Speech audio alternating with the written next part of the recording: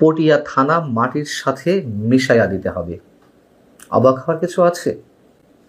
যেখানে সেনাবাহিনীর ক্যান্টনমেন্ট গুড়িয়ে দেওয়ার, মাটির সাথে মিশিয়ে দেওয়ার হুমকি আসে, প্রকাশ্যে এসব কথা বলা হয় দিনের পর দিন, বিপরীতে কোনো ব্যবস্থা নেওয়া হয় না, সেখানে তো থানা কোন ছাড়, একেবারে মামুলি বিষয় মাটির সঙ্গে মিশিয়ে দেওয়া, তাই না, অনেকের পক্ষে, এবং সেই শক্তি নিশ্চয় তাদের আছে। পটিয়া থানাকে কেন্দ্র করে যা কিছু হচ্ছে গত 2 দিন ধরে, আপনারা অনেকেই জানেন। মঙ্গলবার পটিয়ার কেন্দ্রীয় শহীদ মিনার এলাকা থেকে ছাত্রলীগের এক নেতাকে আটক করল বৈষম্য বিরোধী ছাত্র আন্দোলনের নেতারা। আটক করে থানায় নিয়ে গেল, তাকে অ্যারেস্ট করতে হবে দাবি জানানো হলো।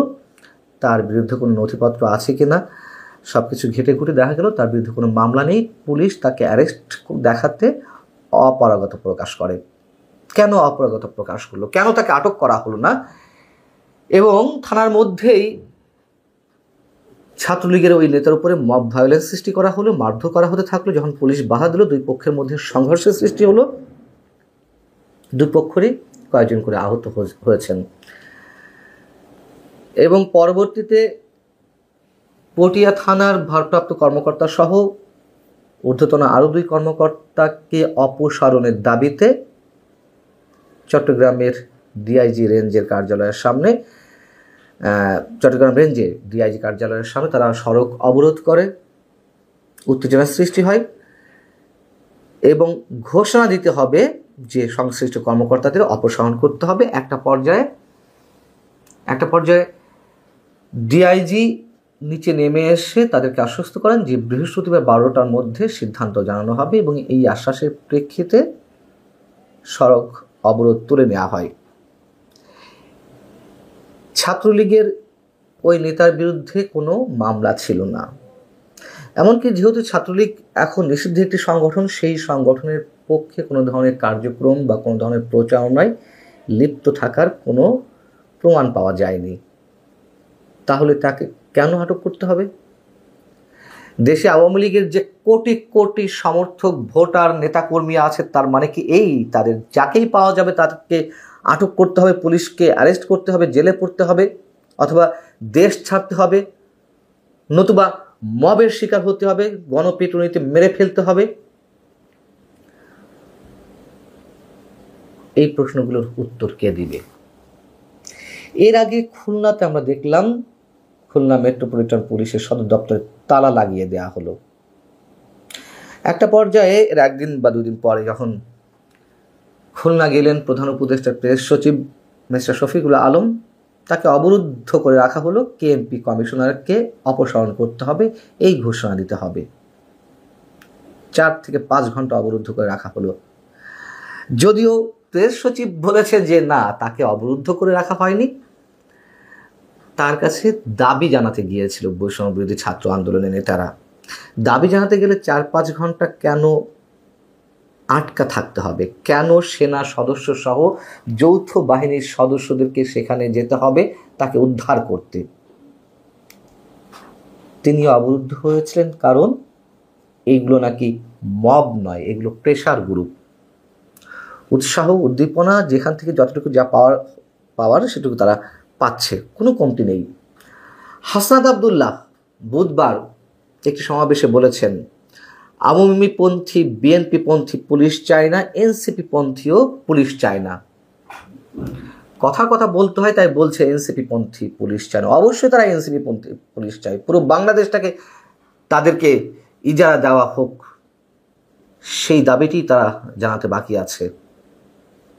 এবং হাসনাত আবদুল্লাহ এই কথাও বলেছেন যে যদি পুলিশ কথা না শোনে, যদি পুলিশ মানুষের পাশে না দাঁড়ায়, এগুলো তো সব রাজনৈতিক বক্তব্য, তাহলে আবারও 5 আগস্টের সৃষ্টি করা হবে। তাহলে তো বুঝতে পারলাম 5 আগস্টের আগে পরে পুলিশকে কারা হত্যা করেছে, শত শত পুলিশকে। যদিও প্রকাশ্যের আগে শোনা গেছে বিএনপি জামাতের নেতাকর্মীরা পাল্টা দাবি করছে যে কারা পুলিশকে হত্যা করেছে, স্বঘোষিত নিজেদেরকে খুনি হিসেবে আত্মপ্রকাশ করছেন, বলছে যে আমি হত্যা করেছি, আমাকে বলছেন আমি হত্যা করেছি। পুলিশ হত্যার বিচার হবে না। পুলিশ তাহলে কিভাবে কাজ করবে? এই যে পুলিশের উপর আক্রমণ 5 আগস্টের আগে পরে সারা দেশে আইন শৃঙ্খলা পরিস্থিতি যে ভেঙে পড়ল, তারপরে চেষ্টা করা হলো পুলিশের মনোবল ফিরিয়ে আনতে, কাজে যোগ দেওয়ার জন্য সবাইকে বলা হলো, এই পুলিশ আর কিভাবে কাজ করবে? এবং এটাই চাওয়া হচ্ছে এই পুলিশ যাতে আর সক্রিয় না হয়, তারা নতুন নতুন লোক নিয়োগ দেবে। ছাত্রলীগ সন্ত্রাস করেছে, চাঁদাবাজি করেছে, দখলবাজি করেছে, সত্য কথা। ছাত্রলীগের উপরে মানুষ ক্ষুব্ধ হয়ে উঠেছিল, সত্য কথা। ছাত্রলীগ সন্ত্রাসী কার্যক্রমে জড়াত হেলমেট পরে। পার্থক্য হচ্ছে তখন যেখানে সেখানে মব সৃষ্টি করা হতো না, এখন হচ্ছে একের পর এক। পার্থক্য এটুকুই, ছাত্রলীগ হেলমেট পরে জনসভায় বা অন্য কোনো কিছুর উপর আক্রমণ করত, আর বৈষম্য বিরোধী ছাত্র আন্দোলন অথবা এনসিপির নেতাকর্মীদেরকে হেলমেট পরতে হয় না। তারা প্রকাশ্যেই বীর দর্পে চেহারা দেখিয়েই যেখানে সেখানে মব সৃষ্টি করতে পারছে, মব ভায়োলেন্স সৃষ্টি করতে পারছে, যার তার উপর হামলা করতে পারছে। দেশের গ্রামে গঞ্জে সব জায়গাতেই এখন আতঙ্ক। সরকারি সংস্থা বিবিএস তারা অতি সাম্প্রতিক একটি জরিপ চালিয়েছে। সেই জরিপে দেখা যাচ্ছে শহর এলাকার অর্ধেকের বেশি নাগরিক এখন প্রতিনিয়ত আতঙ্কের মধ্যে থাকেন। তাদের এই সংখ্যাটি 50.55%। অর্ধেকের বেশি নাগরিক এমন আতঙ্কে রয়েছেন যে তাদের অনেকে ঘর থেকে বেরোনোটাও নিরাপদ মনে করেন না। এমনকি 8% মানুষ তারা নিজের ঘরে থাকতেও, সন্ধ্যার পরে নিজেদের ঘরে থাকতেও অনিরাপদ বোধ করেন এবং বাড়িঘর ভাঙচুর, চুরি, ডাকাতি এসবের ভয়ে থাকেন একটা ব্যাপক অংশের মানুষ। খোদ সরকারি সংস্থা তারা এই জরিপে বলছে।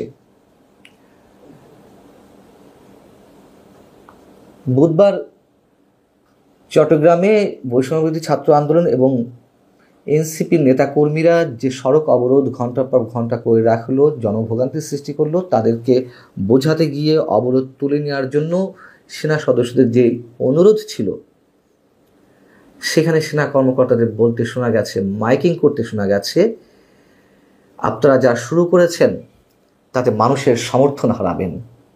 সমর্থন তো এই মুহূর্তে একেবারে তলানিতে গিয়ে পৌঁছেছে। কেউ প্রকাশ্যে হয়তো তেমনভাবে প্রতিবাদ করতে পারছে না, মানবাধিকার কর্মীরাও একেবারে চুপসে গেছেন, কথিত সুশীল সমাজকে দেখা যাচ্ছে না। অতএব মানুষ এখন ভিতরে ভিতরে ক্ষুব্ধ হচ্ছে। এর স্ফুলিঙ্গ ছড়াতেও সম্ভবত সময় লাগার কথা নয়, এর আগের অভিজ্ঞতা আমাদের বলে। যেভাবে মব ক্রিয়েট করা হচ্ছে, ডক্টর ইউনূস সাহেব মনে করেছেন যে তাদের উপরে ভর করেই তিনি টিকে থাকবেন, তার উপরে যে মব ভায়োলেন্স সৃষ্টি হবে না সেটি তিনি নিশ্চয়তা দিতে পারবেন তো? ভালো থাকুন সবাই।